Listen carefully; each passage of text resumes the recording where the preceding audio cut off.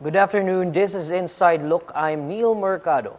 It has been more than 2 decades since the first push for a measure prohibiting discrimination on the basis of one's sexual orientation, gender identity, and expression. To this day, SOGIE bill continues to face tough opposition on both chambers of Congress. In the House of Representatives, tension ensued when CIVAC Representative Brother Eddie Villanueva moved to defer the hearing on the measure, calling the meeting of the Committee on Women and Gender Equality illegal. To discuss this, joining us today is Bataan Representative and House Committee on Women and Gender Equality Chairperson Geraldine Roman. Good afternoon, Congresswoman. Your first time on the show. Thanks for joining us. Magandang hapon, Neil. Magandang hapon po sa lahat ng ating manonood.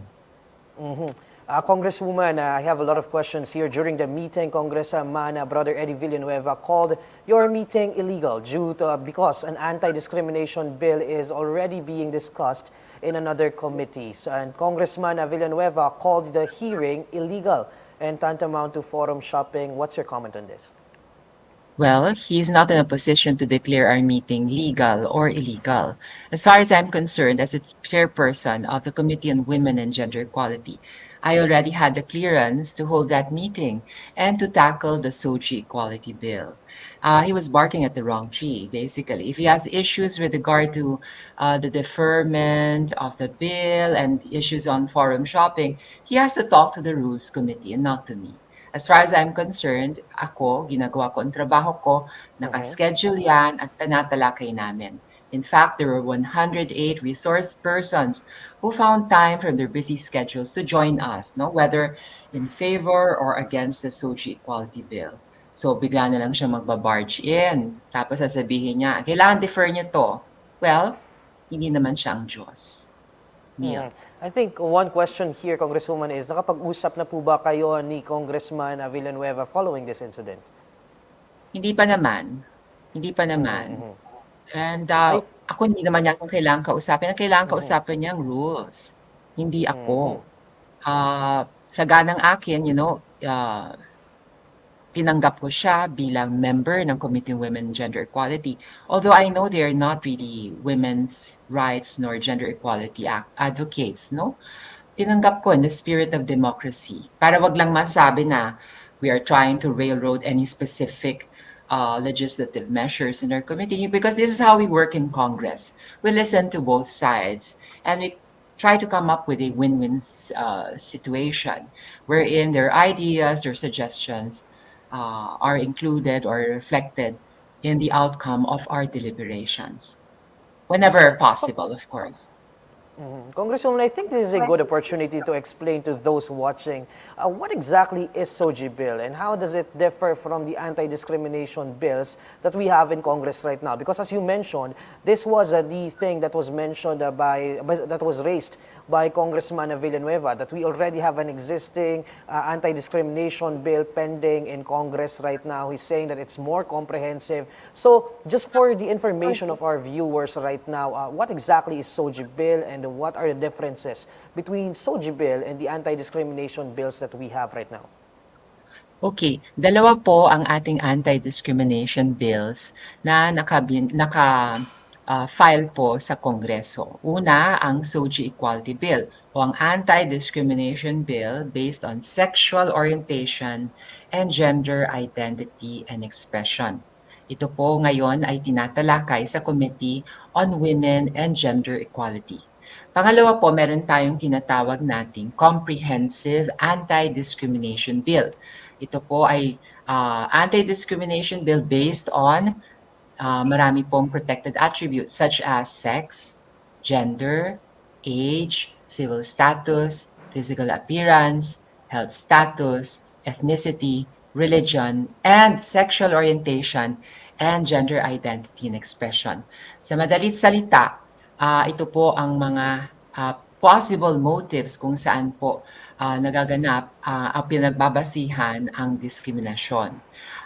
Ito po ay tinatalakay sa Committee on Human Rights. Pero ito po ay dalawa at kakaibang bill.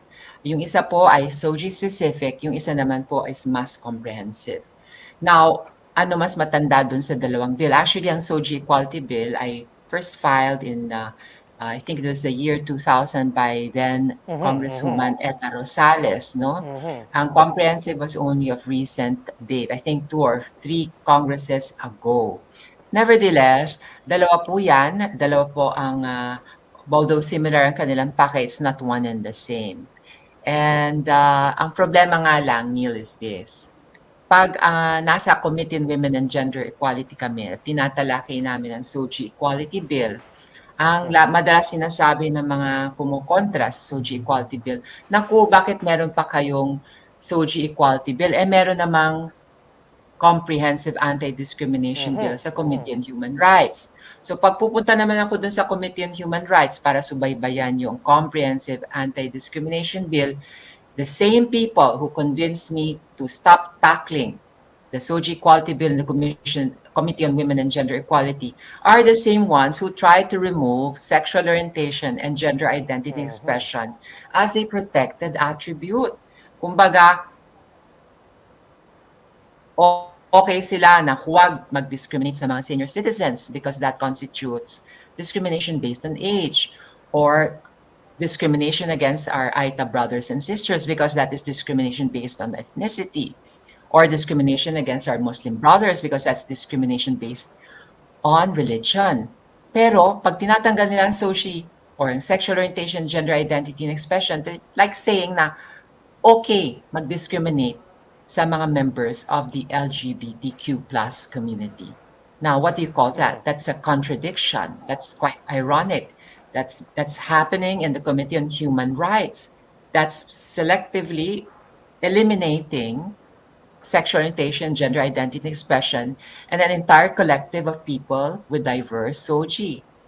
Parang discrimination na yan. Ano ba to? Comprehensive or selective anti-discrimination bill? We cannot let that happen. So kami, mm-hmm. determined kami ipasa ang SOGI Equality Bill and also the Comprehensive Anti-Discrimination Bill. They go hand in hand. Mm-hmm. Because sex and SOGI, after all, are two different things. And actually, there is a misconception that SOGI bill only caters to LGBTQIA plus community, but that is not the case because everyone has SOGI. So essentially, this measure seeks to protect everyone and not just a particular segment of the society, right, Kong?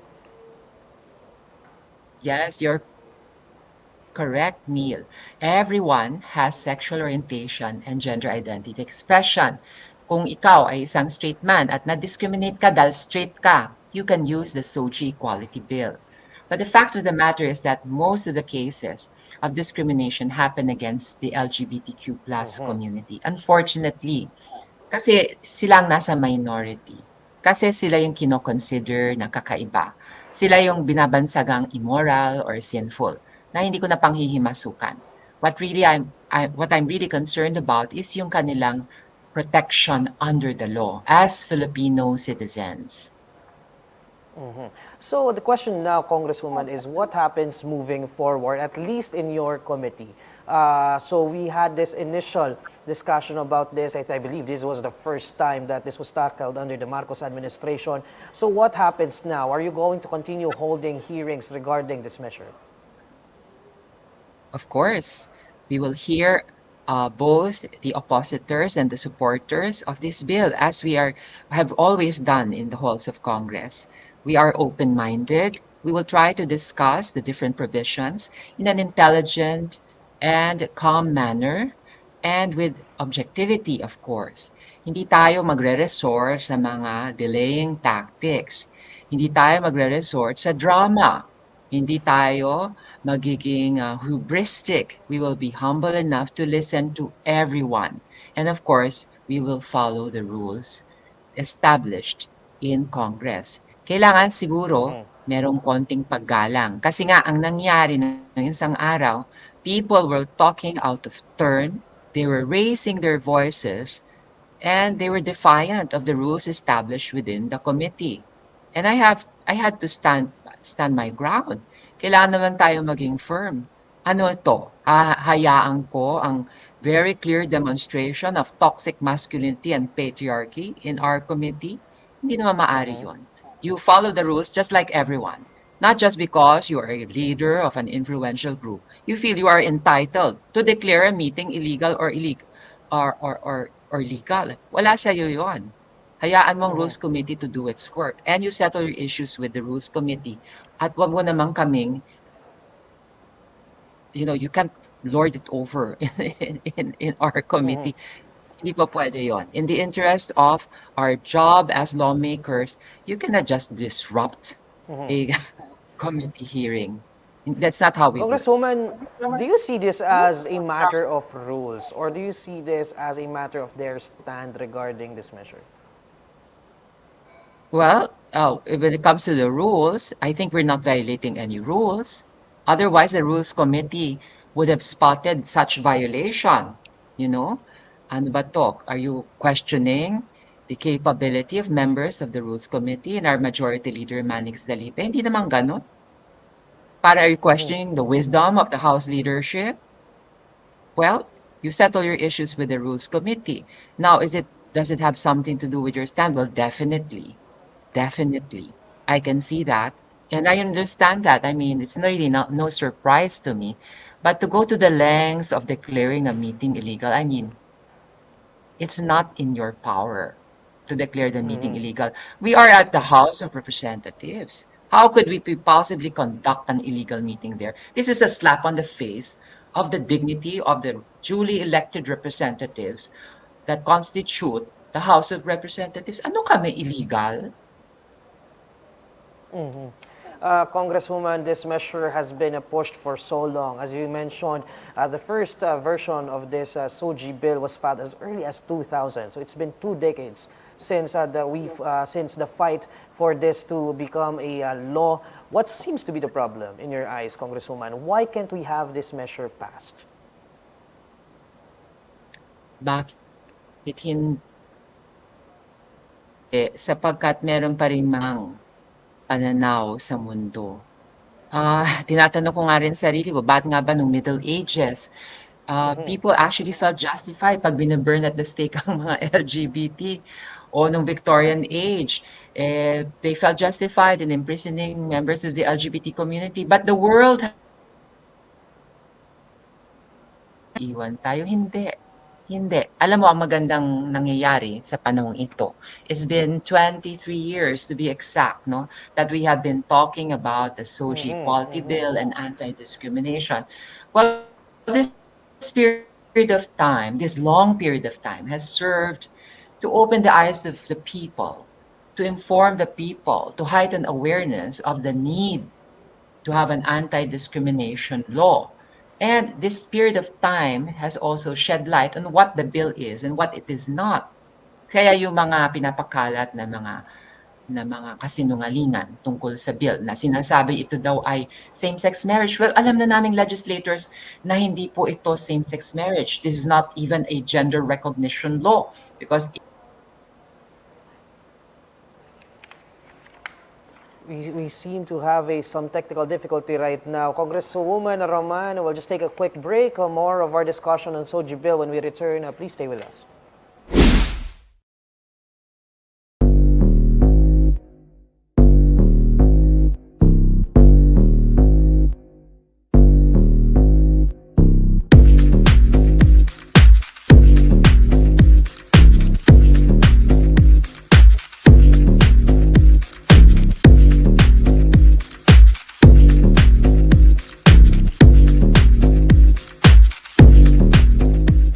Hello, I'm Paul Sumayaw. I'm Jedi Directo, and we're owners of Barbira Barber Shop here in Laguna. Barbira is a wordplay between Barbie, which is kind of also a slur, no? Especially sa mga effeminate gays. But there was a viral video that came out na sabi ko na nga ba Barbie? Parang there was na may batang pumili ng Barbie. We kind of led with that. And Barbie has always been associated with kabaklaan. And then we also paired it with barbero, which is, the Filipino term for barbers. Sabi nila, haircuts are generally historically gendered, no? Barbershops are for men, salons are for women. And that's what Barbira is for. We wanted to create that conversation na hindi kailangan, may gender distinction ang haircuts ng babae at lalaki or anyone in between.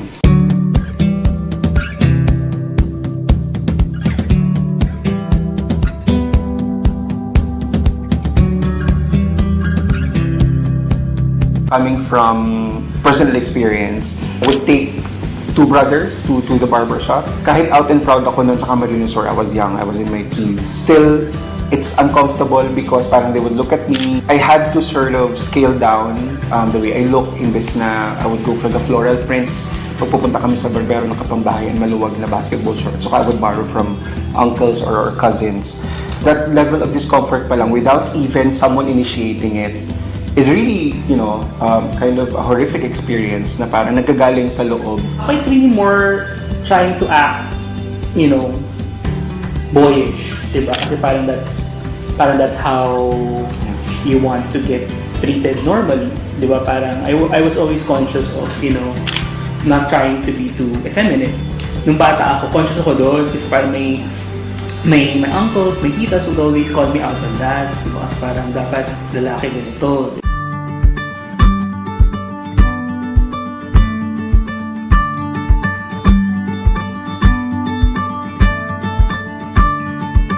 Being a safe space essentially means that you're able to become your authentic self within that space. Kasi if may spaces na hindi safe for you, then of course you'd actually essentially look for a safe space. We would encounter customers, especially the trans masculine customers. They kind of like the fact that we address them properly, especially yung mga, the trans masculine lesbians. They kind of like the fact na we address them as sir or boss or chief. Kind of a horrifying story for them na pag pumunta sila ng salon, ma'am. Pag pumunta sa barbershop, ma'am pa din. May mga customers kami who would open up na sila mismo yung nag-open up, and that's how we liked it. Kasi the fact that they're opening up, that's a good sign for us na we're doing our job as a safe space.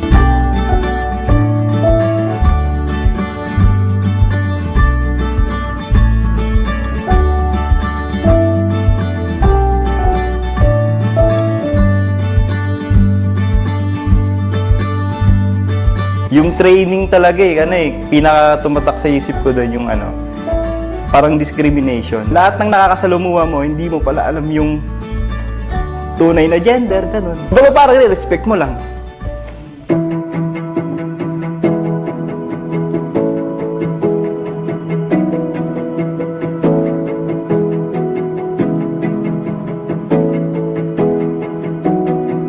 We're trying to think about like parang what a queer barbershop should actually look like. Basically, we kind of like settled on the idea na it doesn't really have to parang show its queerness right off the bat, but announcing ourselves as queer owners who welcome anybody, diba, in this safe space. Yeah. Yun is enough.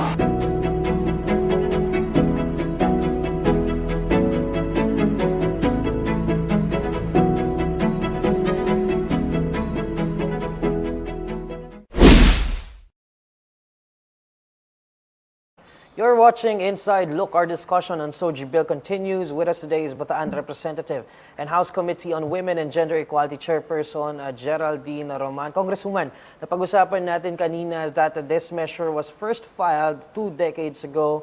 The question now is, what's taking it so long for this to be passed? For sure, nobody wants discrimination, but why is this taking so long?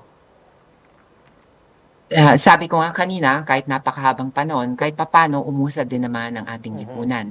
Sa kasalukuyan, there are more than 60 LGUs, mga probinsya, mga syudad, mga munisipyo, na nagpasa ng kani-kanilang mga anti-discrimination ordinance bilang tugon na rin sa growing clamor ng mga mamayan na bigyan ng proteksyon ng isang sektor ng lipunan na napakalaki naman ng kontribusyon. Ito ang LGBTQ+ community. So ano ba nangyari? Nagkaroon tayo ng mga safe spaces sa ibang lugar sa Pilipinas, pero may kakulangan ng isang national law. Pwede ba naman yung ibang lugar safe, free from discrimination, pero yung iba hindi? So ang tanong ko, what are we waiting for? Dapat ipasa na natin ng isang national law na magpoprotekta sa ating mga kapatid na mga kababayang Pilipino laban sa diskriminasyon, LGBT man o hindi. So what is keeping it so long? Well, the retrograde,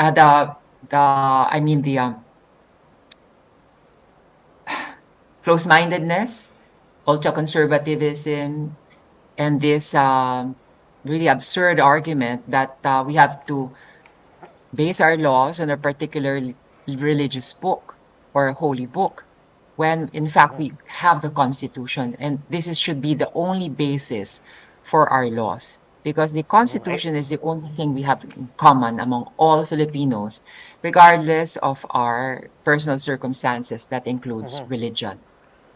This reminds me of one thing you mentioned in one of those hearings back in 2020 when I was still covering the House of Representatives. You mentioned it's not the decision, it's not the job, it's not the task of lawmakers to decide what is a sin or what is not.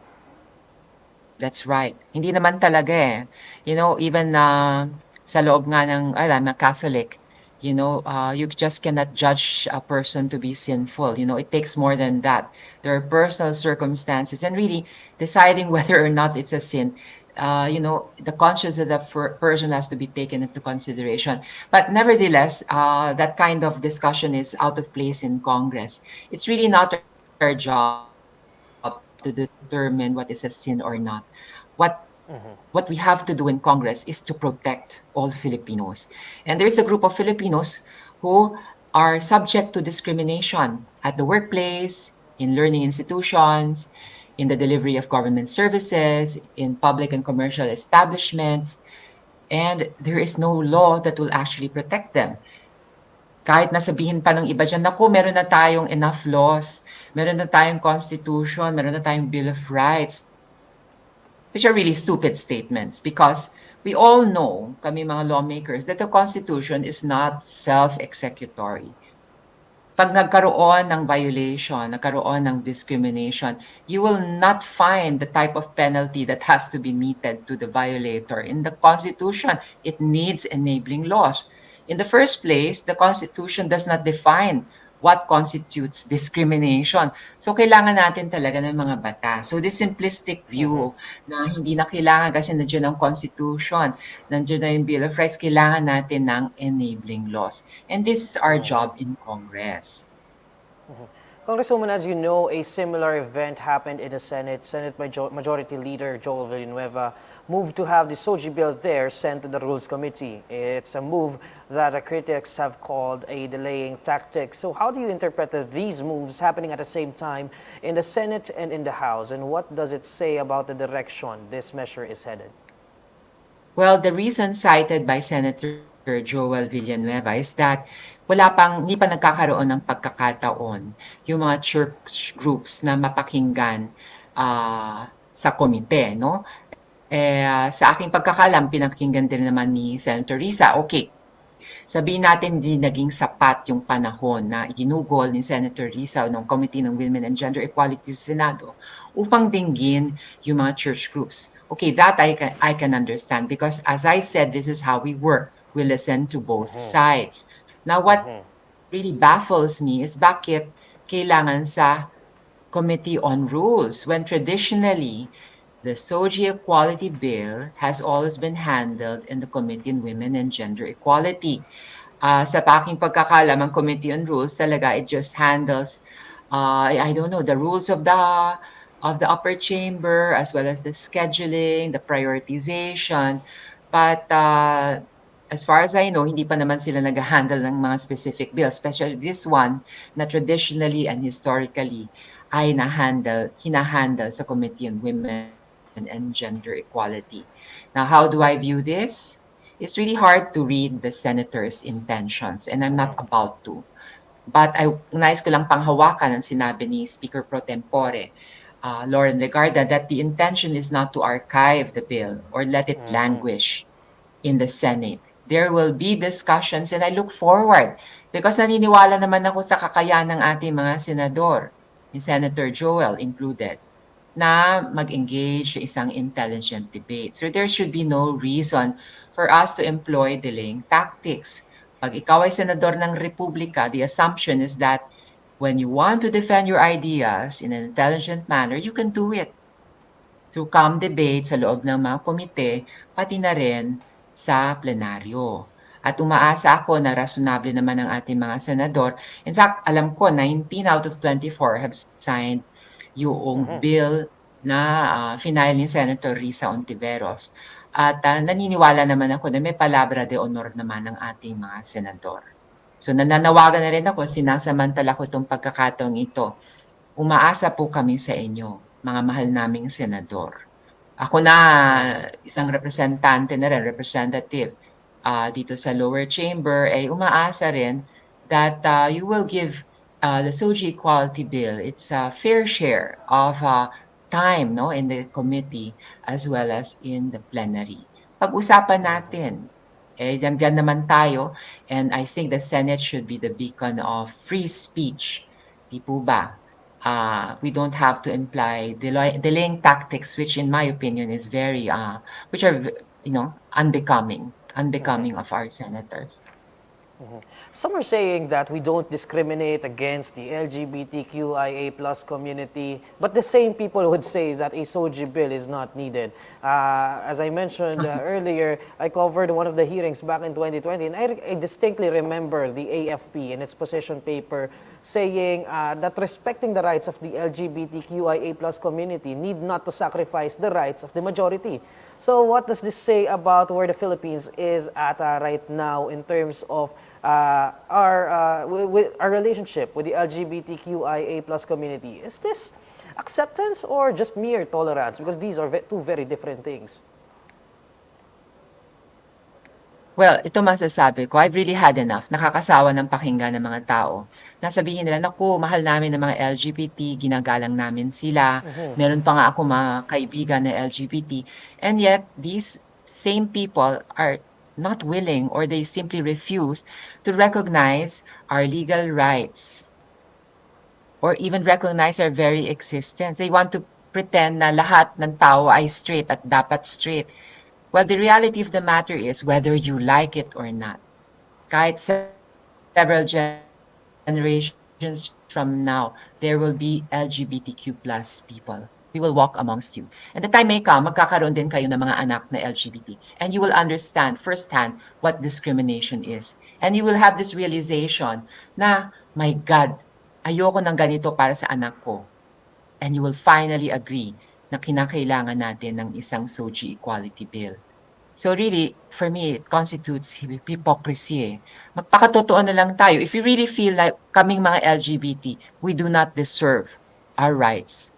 In the hope na baka sakaling magbago kami dahil nahihirapan na kami sa buhay namin, dahil hindi kami nabibigyan ng pagkakataong magtrabaho o mag-aral o tumanggap ng serbisyo sa pamahalaan, sabihin nyo, wag na tayong magpanggap. Magpakatotoo na lang tayo. Walk the talk. Show the love. You cannot say, I love you, but I do not recognize that you have legal rights. That cannot be. That's not love. That's not friendship. I mean, let's walk the talk. So ngayon, tanggap ba kami or simply tolerated? I think little by little, tinatanggap na rin. Umuusad din ang panahon. Kaya kami sa Kongreso, hindi kami pwedeng maiwan eh. Alam mo, we have to be realistic. We have to have our 2 feet on the ground when we legislate. We are here to legislate for the present life, not the afterlife. We have to protect the welfare of all Filipinos. Kaya so nasa minoria sila, minority group sila, or nasa majority. Pero more so actually dun sa mga minority groups who for the longest time have been marginalized.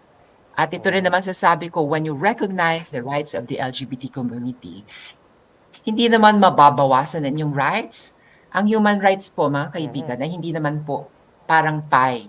Na pag kinilala nyo yung karapatan ng ibang tao, ay mababawasan ang share nyo. Ito, pag kinilala nyo ang karapatan ng LGBTQ+, it's a win-win situation. Lahat masaya, lahat protektado, lahat productive, lahat welcome. Yan ang pangarap ko para sa ating bansa. An inclusive society where all people, regardless of their personal circumstances, are given equal rights, equal opportunities, equal protection para they can become their best selves, develop their full potential to become productive citizens of our country na walang diskriminasyon. Napaka-simple. Parang pang beauty queen nga yung answer ko. Pero yun ang pangarap ng maraming Pilipino, lalong-lalo na po ang kabataan. To wrap up this interview, Congresswoman, we were talking about this earlier. In the 17th Congress, the House passed this measure, but it did not pass the Senate. So what is your confidence that this measure will be passed in this Congress, at least in the House of Representatives? Well, I believe that if you have 19 out of 24 senators who support the SOGIE Equality Bill, their voices have to be heard. And when you have the explicit commitments of the Senate leadership, siguro naman uusad ito, and we will not allow whatever delaying factors there may be to prosper because it's so unbecoming. It's for me, a betrayal of, it's like turning our backs to the mandate that we have from the people. Everyone has to be listened to. And everyone has to be protected. Kung ganyan lang pala, Diyos ko, I don't know what adjective to use, it's so unbecoming. Nakakabobo eh. Wag naman gano'n, nakakainsulto sa taong bayan yung ganyang paraan eh. Matatalino naman ang ating mga senador at naniniwala ako that they are capable of tackling this controversial bill. Okay, admittedly controversial. Pero the RH bill was controversial and yet we have an RH law right now. So, kayang-kaya nila yan. If there's a will, there's a way. Now, sa lower house, marami namang congressmen, lalo na yung mga bago, mga Gen Zers pa nga mga millennials, na willing ipaglaban ito. Nakakausap ko sila kahit after the incident the other day. Ako, ang dami kong mga messages from Viber, sa Viber, no, na nag-express ng support sa akin at tumutulig sa pamamarang ginagamit ng iilan na kumokontra dito sa SOGIE Equality Bill. So, may So pag-asa you're ako at confident, mawawala yung Congresswoman, pag-asa that na yan. once this bill passes the committee level and is brought to the plenary, you have the votes to have this approved? Oh, yes. Yes. Ang dami-dami. Ang dami-daming lumalapit sa akin. Pero quiet sila eh. Kasi ganyan magtrabaho rin ng mga congressmen. Simplihan lang pero sumusuporta. At alam mo, naniniwala ako. Kasi kami mga congressmen na day-to-day basis halos, except when we're in Congress, nakakasalamuhan namin ang aming mga constituents sa aming mga respective districts. At nakikita namin talaga na ang LGBTQ+ ay naroon, trying to survive, trying to contribute, trying to be useful, and nakakaranas sila ng diskriminasyon. At bilang mga representatives na aming mga distrito, ay pilit namin tinutugunan to. Manhid na lang yung representative na hindi kikilala sa ganitong klaseng sitwasyon. Yung gay na na-discriminate sa workplace, o yung lesbian na na-discriminate sa isang learning institution, o yung isang same-sex couple or partners na hindi binigyan ng serbisyo mula sa pamahalaan, o yung transgender na hindi pinapasok sa isang bar o restaurant na kala mo leper siya o may nakakahawang sakit. Pinag-uusapan na natin dito ang human dignity. And I believe na malaki ang puso ng aking mga kasamahan sa Kongreso. Kaya naming ipasa ito. On that note, thank you so much, Congresswoman Geraldine Roman. We'd love to have you back again on our show soon. We appreciate giving us your time. Sana nga makabalik ako sa show ninyo with good news the next time. That has been your Inside Look. Our nightly newscast, Inquirer Today, airs live on a weekday, 6 p.m. on INQUIRER.net's online channels. Follow INQUIRER.net on Facebook, Twitter, YouTube, TikTok, Instagram, and Reddit. For more stories, visit INQUIRER.net. Good afternoon.